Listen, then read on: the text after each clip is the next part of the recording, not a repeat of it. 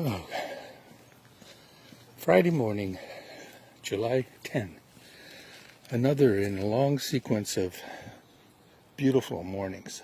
Oh, look, somebody's got a pool down there. I guess at this time of year, this weather must be very refreshing.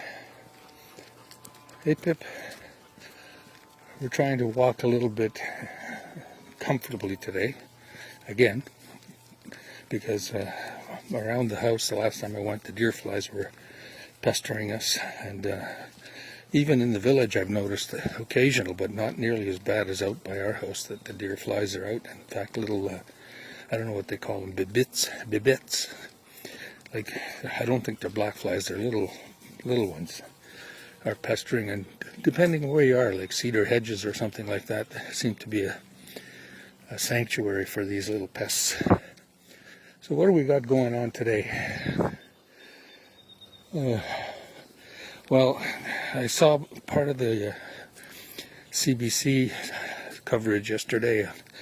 We like to watch Power and Politics, and I think Trudeau's got himself in a little bit of a pickle. I'm not really a Trudeau fan, but I think he's been doing a generally good job. Certainly a much better job than I would ever expect Scheer to do, and certainly a much better job than Harper ever did for looking out for Canadian interests and doing the things that we need to have done. People get quite emotional about some of this stuff. You want to go down there, Pip? You want to go down there? No? Yeah? Okay. When I say that, I'm talking particularly about the deficit and things like that. When, what is it, $343 billion to this point, just to deal with the pandemic. Yes, lots of money.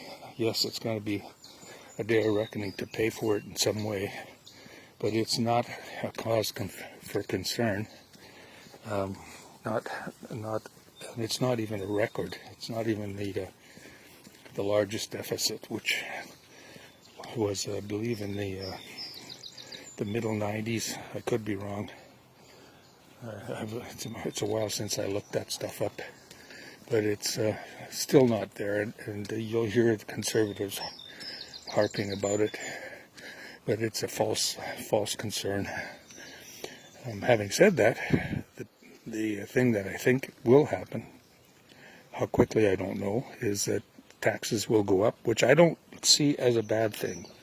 As long as the taxes go up on corporations, on the wealthy, and the high incomes, and the middle class, let's say 100,000 per year and less, don't get an increase, and those that are, let's say, 250,000 or more a year, and those numbers are not quite arbitrary, but they give you an idea of where you got to begin and take some action to draw down from the excesses of the current situation with respect to CEO and executive salaries. For example, CEO salaries in the U.S. and Canada too, but Canada is usually maybe about 80% of the U.S. from what I recall. So in the U.S., CEO salaries are around 300 and plus times the average salary of the employee of the company. Well, in the 60s, after the war, late 50s, 60s, incomes used to be taxed at as high as 90%, the highest incomes. And the average salaries at the time were in the order of 20 to 25 times the average, or the CEO salaries I'm talking about 20 to 25 times the average employee salary. So you get the idea. There's something's got to be done. It's got to be implemented in a, what's that, a cat? Yeah, Pippi sees the cat. She's on the eye. Come on, Pip. Don't, you're going to pull my arm out this way. I got to go. Come on, let's go. Anyway, so the excesses of today's what I call predatory and parasitic capitalism have to be corrected. What causes or what led to these? And there she goes. Look at her. Look at her. No, Pippi. She doesn't. She has no idea what she's looking at, what she's going to get herself into. Come on, Pip. And So those excesses have been allowed to happen because of the corruption in U.S. politics and the carryover. When I say carryover, what I'm talking about is Canada says, or the argument would be, and I'm putting Canada in quotes, the argument in corporate Canada is that, well, we have to be competitive, we have to pay our CEOs a competitive rate or else we won't get the best quality, blah, blah, blah, blah, blah. Well, that's bullshit. Sounds good, but it's complete bullshit. And bonjour. Okay, Pepe. Okay. So you see the kind of situation, and I'm talking at a macro level. Okay, the micro, the details, the actual transitions, and etc. Once you set the objective, then you work out the details, and then you actually put a plan into action. But if you have the wrong definition of the problem in front of you, then you're not going to solve the real issues of the day. So that's one thing. I got carried away there because what I was going to mention was Trudeau has got himself into this ethical pickle, and you'd think that he'd know better. And from what, I don't claim to know everything, but from what I understand, this WE or we organization that he's affiliated or associated with and is in the spotlight of this current little fiasco, has paid his mother and his brother, I got to turn around, to speak. And I wouldn't be surprised that Trudeau says, I didn't know, but that's not good enough as far as I'm concerned. So I have a feeling that this is going to be a problem that hangs around his neck for quite a while. Now, the bad thing about that is what it does is it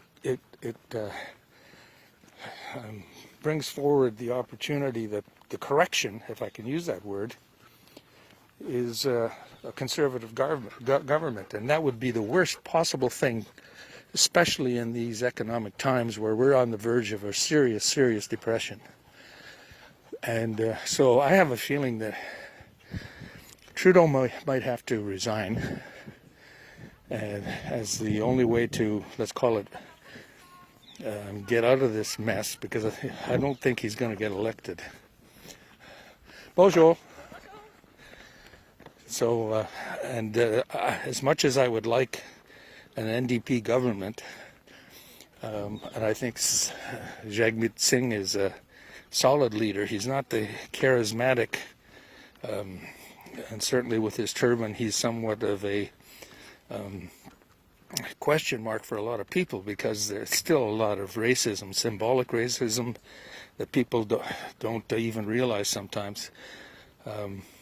Would be a problem for getting him elected, but he would be a good man, because if you listen to what he talks about, coming from his values, and that's to me what the core of an intelligent vote is made, is in a consideration of the person and the party's values and how they align up with your own. That to me is the key. So Singh, I don't think it's the time that Canada is ready to vote for him. You know, Jack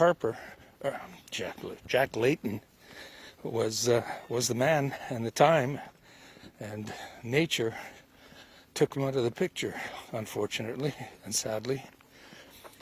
So there's my political rant for the day. And what else? I don't know what else is that. I mean, the more you read and look at what's going on in the U.S., it's just beyond imagination. I'm repeating my comments, but it is so corrupt, and the American people are going to be decimated in this pandemic, and it could have been avoided if anybody sane had been in the operation of the government. And Trump has surrounded himself with a gang of thugs. And they're trying trying to get things opened, the school opened, etc., without the proper objectives, plans, people in place. It's just been a disaster. So let's try to find a pleasant note to finish off. Noticed a few more joggers this morning. That's good. It was 21 degrees when we got out of the car. It's going to go up to over 30. Yesterday it hit 31. The humidity was just unbearable, actually. Spent most of the time in the basement. A little bit of time in the shop. And today's going to be the same. Apparently tomorrow it'll be a little cloudy or some rain coming, so we'll get a few degrees of relief. And next week is trending cooler, but we're still up in the, let's say, 25s, 28s instead of the 30s for daytime highs. Anyway, everybody that's enjoying summer that can, have a good one. All right, bye.